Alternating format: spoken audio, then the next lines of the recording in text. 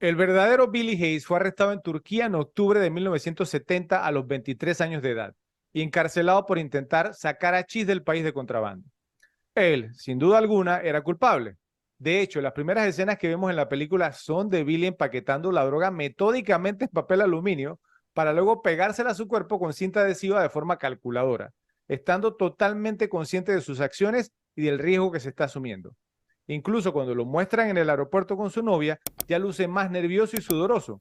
Entonces opta por separarse de ella, ir al baño para calmarse, echarse agua en la cara y, como si fuera un deportista o un profesional a punto de enfrentar el reto más importante de su carrera, lo vemos casi dándose una charla de ánimo, un pep talk, ¿no? Mientras se mira en el espejo y respira fuerte y rápido, casi como si tratara de convencerse a sí mismo de que podía hacerlo. Después de que milagrosamente pasa el primer control de aduanas, y digo milagrosamente, pues no podía lucir más culpable si lo intentara, por lo menos en la película, sube al shuttle que lo llevará al avión para reunirse con su novia. Se le ve sonriente, triunfante y confiado, pero al acercarse al avión se percata de que hay soldados esperando para hacer una nueva revisión. Es obviamente capturado. Luego de ser condenado a 4 años en prisión por posesión, las autoridades turcas cambian la sentencia por un cargo más grave, contrabando. La nueva sentencia era prácticamente cadena perpetua. El joven estudiante universitario que fue a la cárcel sería liberado si alguna vez ya como un hombre de mediana edad. Hayes escapó de la prisión, cruzó la frontera hacia Grecia y en los tiempos que corrían escribió un bestseller sobre sus experiencias. 2 años más tarde llegó Midnight Express, basada en su libro, protagonizada por Brad Davis como un Hayes narcisista y egocéntrico, y traduciendo la historia de un apasionante juego de violencia, sexualidad, moralidad e indignación. Es la indignación lo que es difícil de soportar, Joe. Cuando Hayes, a solo 53 días de su libertad prometida, recibe su nueva sentencia, se para en el banquillo de los acusados y pronuncia una larga condena contra todos los turcos, diciéndoles que son, gritado, una nación de cerdos. Pues seguramente no. Y aunque Billy ha recibido una noticia desgarradora y una condena injusta para el crimen que cometió, y obviamente la reforma penal parecía ser muy necesaria en Turquía, tenemos que recordar que después de todo, él decidió por su propia voluntad contrabandear el hachís. Y así entró en un acuerdo tácito con el sistema legal turco, un contrato en el que podía ganar o podía perder. En esta instancia terminó perdiendo y mucho.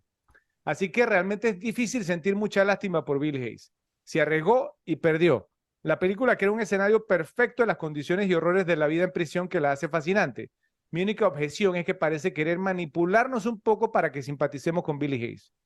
Billy se convirtió en un héroe nacional cuando regresó a los Estados Unidos luego de escapar de la prisión y en una estrella de los medios tras el estreno de Expreso de Medianoche, tratando unos años más tarde Joe de entrar en Hollywood como actor, incluyendo un papel olvidable en la película Assassination de 1987 con nadie más y nada menos que Charles Bronson. Al final del día, gracias a la película, vimos a Billy Hayes presentado como un hombre que era visto como una víctima inocente en ese momento y su sentencia extendida como el resultado de las disputas entre el gobierno turco y la administración de Richard Nixon, presidente de los Estados Unidos en ese momento. Entonces, Joe, te pregunto, ¿qué opinas de las múltiples acusaciones que ha recibido la película de que lo único que hicieron fue tomar la experiencia de un muchacho mal criado que quiso traficar drogas y la convirtieron en una historia de sufrimiento y redención exagerada? ¿Crees que el film convirtió a un criminal común en un héroe para las audiencias casi al punto de llevarlo al estatus de mártir? Y finalmente, ¿te parece que es posible disfrutar de una película y querer repetírtela aunque no te agrade o te caiga bien el protagonista ni las cosas que hace? Bueno, con relación pues a lo primero, pues pienso que lo que tú dices es acertado. O sea, la película trató de mostrar a alguien que, pues como dijo después incluso, no fue su primer rodeo, queriendo sacar drogas del país, y, y que lo convirtieron en alguien, digamos, que tú le tomaras lástima, pues ese fue totalmente el enfoque de la película.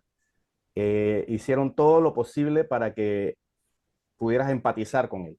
O sea, no le enfocaron de manera negativa, lo pusieron pues pues que era un chico joven que cometió una tontería y entonces por una tontería pues el tipo pues iba a pagar con pues casi toda su vida pues metido en una prisión hostil, con gente que todas eran terribles, entonces lo pusieron muy como una víctima, ¿no?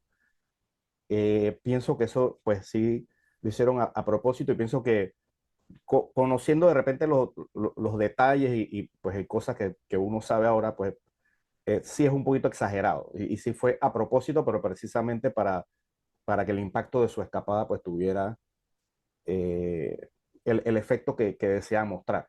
Y también pues que no poner nada negativo de Billy, ponerlo como una víctima, como un chico tonto, pues que hizo un error, para entonces no conseguir empatía por parte del público, porque pienso que de haberlo hecho de otra manera, o sea, no tenía el carisma, digamos, de otros personajes que de repente hacen cosas pues terribles y tú empatizas con ellos. Eh, o sea, sí pienso que sí, sí pienso que lo que dices pues en la segunda que sí, pienso que lo convirtieron más en un mártir, por lo menos así lo mostraron en la película. Obviamente en la vida real pues no fue así, sí pienso que la película sí lo enfocó para que lo vieras desde ese punto de vista de mártir. O sea, igual que lo que decíamos en antes, pues sí pienso que pues que a mí no me interesa en verdad, volvemos al tema después de lo que pasó en la vida real y cómo lo pusieron en la película. Al final yo cuando veo la película me desconecto de la vida real, veo lo que me muestran en la película y eso pues es lo que admiro, lo que estoy viendo y no su veracidad, si el personaje era así, si el personaje era malo y acá lo pusieron bueno, no, o sea, yo me enfoco en la película, veo lo que me muestran ahí y eso pues no evita para nada, como te digo, esta película me la seguiré viendo, digamos, con todos los hechos que sepa que no fue así. Hay muchísimas películas que pues no tienen tanta veracidad. Casino es una de esas que me acuerdo, que digamos que no es tan veraz, pero es una gran película y me la veo porque me gusta lo que me muestras. Pienso que sí la repetibilidad, o sea, hay muchas películas que nos repetimos, que no nos agrada lo que hace el personaje principal, la repetimos. Cara cortada es una de ellas. O sea, a nadie le puede agradar lo que hace Tony Montana, pero no, pero vemos la película, nos gusta la película por lo que nos muestra y bueno, y al final también pues las películas pues de la gente que hace cosas malas por lo general tienen un mal final también.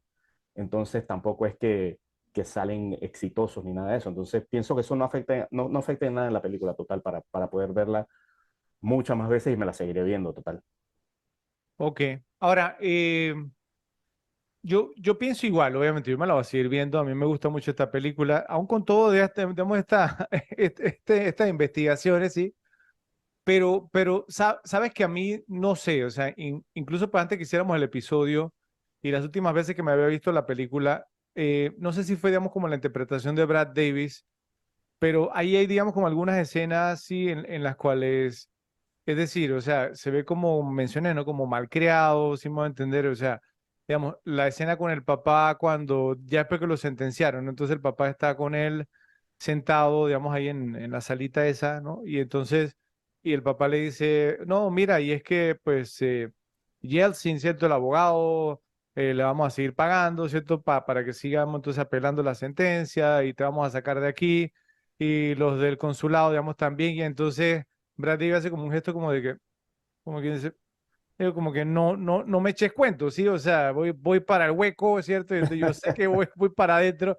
Y entonces, y el papá te como dice que, ok, Billy, como que dice, bueno, pues que tú te metiste en esto, ¿sí? Claro. Entonces, o sea, también digamos, o sea, pues no es que no sobre el dinero, el Claro. Yeltsin tiene cara también que les tumbó Sí, un poco de plata, así vamos a entender a uno de estos, sí, Platero y yo, como le decimos acá, y no, que siempre pidiendo más dinero.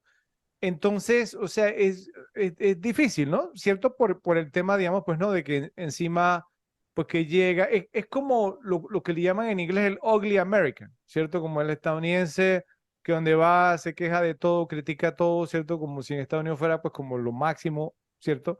Y entonces es esa parte, digamos, con Billy y la parte, digamos, entonces pues en la que él hace, digamos, pues no, en el tribunal en el juicio cuando dice esto que una nación de cerdo y todas estas cuestiones, y dice, oye, pero, o sea, yo, sí, o sea, yo lo sé, ¿cierto? Y uno entiende, pero, vuelvo y digo, tú conscientemente te metiste en todo esto, claro. ¿no?